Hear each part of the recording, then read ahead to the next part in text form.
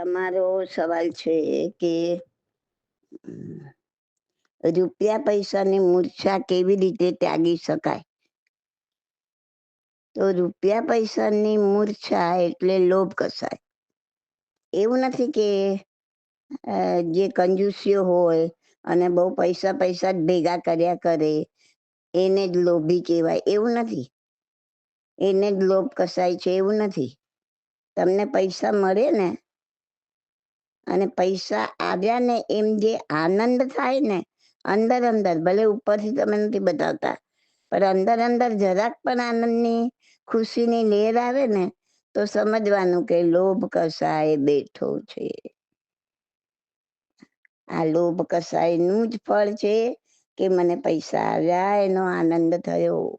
પૈસા જાય કાં તો કોઈ ખોટું કરીને કોઈ આપણું લઈ જાય, કોઈ લઈ ગયું, અને અંદર આપણને જે વલોપાત થાય કે દુઃખ થાય, અરે રે આને આમ કર્યું, આને તેમ કર્યું, અને અંદર જે પૈસા ગયાનું દુઃખ કહો કે વલોપાત કહો એ પણ લોભ કસાય છે. આવે તો આનંદ થાય, જાય તો દુઃખ થાય, એ લોભ કસાય.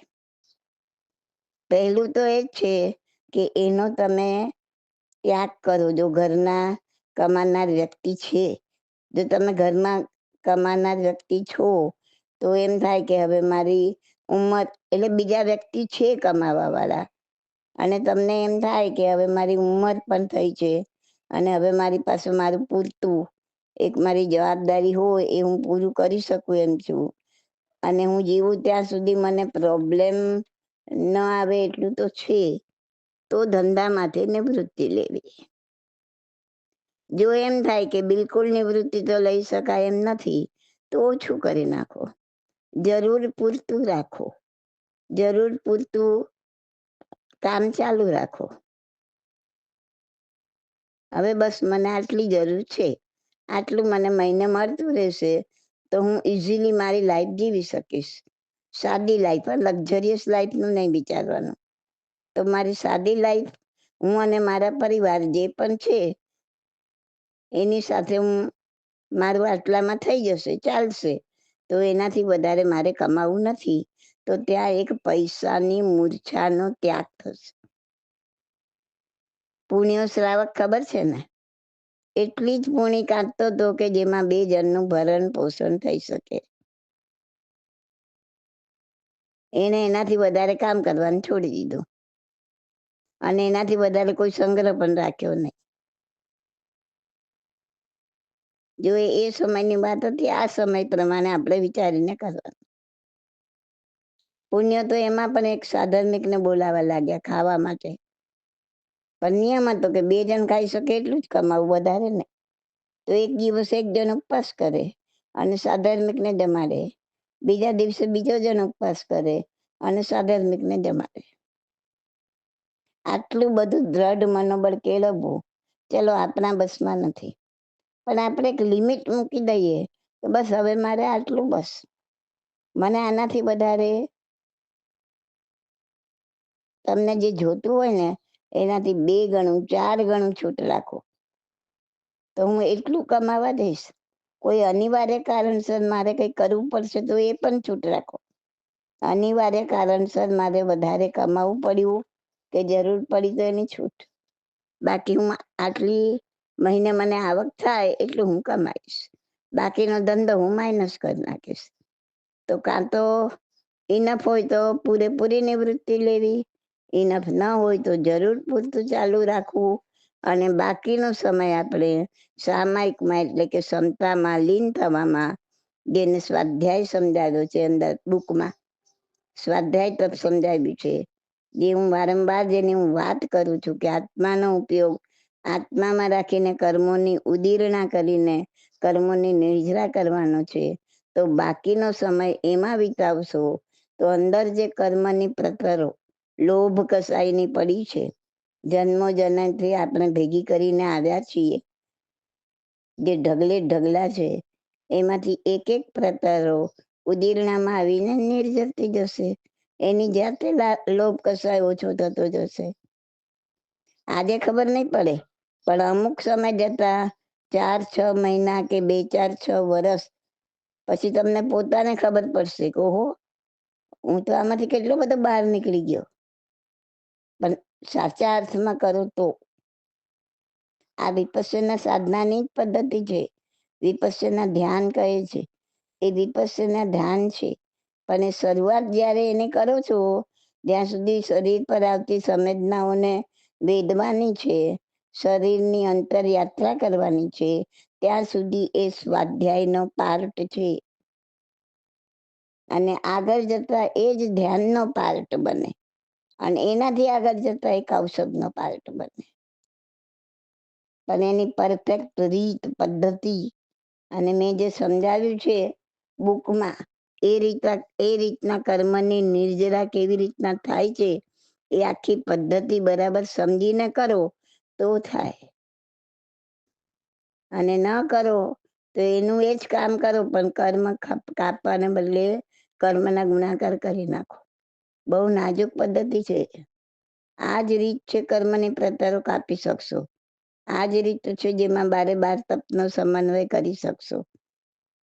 આ જ રીત છે દરેક કસાયને આમાંથી જે કસાયના કર્મો ઉદીરણામાં આવતા જશે, કપાતા જશે, એ એટલો ઓછો થતો જશે. અમુક સમય જતા તમને જો રેગ્યુલર તમે આ કરતા હશો તો તમને પોતાને ખ્યાલ આવશે, ઓહો પહેલા તો મને ક્રોધ કેવો આવતો હતો, હવે નથી આવતો, હું બદલાઈ ગયો છું. તમે તમારી જાત સાથે વાત કરતા થઈ જશો. પહેલા તો આડોશી પાડોશીમાં એ લોકોનું જોઈને મને આમ કેટલી અંદર એક ઈર્ષ્યાની લેર આવી જતી હતી. હવે મને કાંઈ નથી થતું, પેટનું પાણી નથી હલતું. તો આ ફેરફાર આવશે. આ બધા વિકારો તૂટતા જશે. જેમ જેમ કર્મની પ્રતરો નિર્જરતી જશે, વિકારો તૂટતા જશે.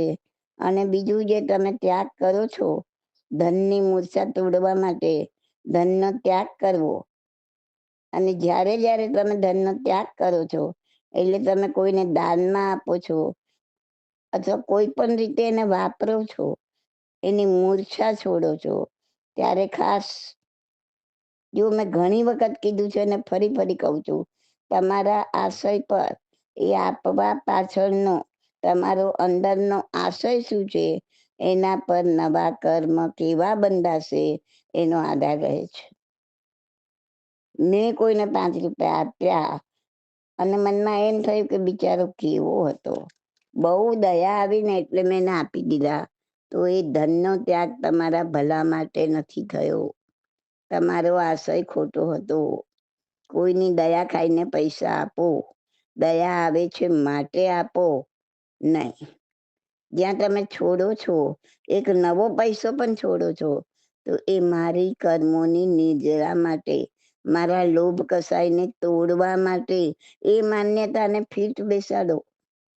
એને મળવાનું હોત તો એ ગમે ત્યાંથી મળત. તમારે દયા ખાવાની કાંઈ જરૂર નથી.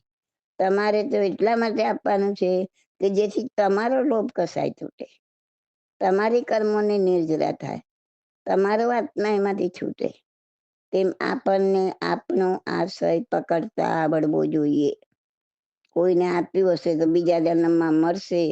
આ ભાવમાં કોઈને, અરે કબૂતરને ચણ નાખતા હોય ને, તો એ લોકો આવી ભાવનામાં રમતા હોય છે કે કોઈ જન્મમાં આપણે પંખીડા થશું, ત્યાં કોઈને ખવડાવ્યું હશે તો આપણને ખાવા મળશે. નહીં, પાછી ખાવાની ઈચ્છા કરવાની. આપણો આશય પકડતા આવડવો જોઈએ. એ ભાવના પણ નથી કરવાની કે આ પંખીઓને ચણ નાખ્યું હશે તો કોઈ જન્મમાં આપણને ખાવા મળશે, ભૂખ્યા નહીં મરીએ. ના ભાઈ ના, તો આશય ખોટો થઈ ગયો. આશય ઉપર જ નજર હોવી જોઈએ, જાગ્રત હોવા જોઈએ. તરત જ એને કાઢી નાખો. નહીં, આ હું આપું છું, મને મારા લોભ કસાયને તોડવો છે, મને મારા કર્મોની નિર્જરા કરવી છે. શરૂમાં આપણે પોતે આ ગોખવું પડશે, પછી બોલવાની કે કહેવાની જરૂર નથી. અંદરથી એ જ ભાવ ઉઠશે કે જે ભાવ હૃદયમાં રમતો હશે, બીજો ભાવ ઉઠશે જ નહીં. બીજો ભાવ ઉઠશે તો તમે તરત જાગ્રત થઈ જશો કે મેં આવું કેમ વિચાર્યું. હું કોણ કોઈને આપવા વાળો, હું કોણ કોઈને દેવા વાળો, હું કોણ કોઈની દયા ખાવા વાળો. ભગવાને કીધું છે આપણે પરનું કાંઈ નથી કરી શકતા, છતાંય હું એ જ વસ્તુ કરું છું.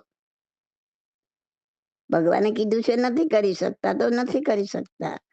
તમે જે કરો છો એ તમારા માટે જ છે. તો તમે બીજામાં ભાવ નાખીને આનું આમ થાય એટલે આમ કર્યું તો તમે તમારું જ બગાડ્યું. તમે તમારો અનુબંધ ખોટો પાડ્યો. કર્યું તો એનું એ જ.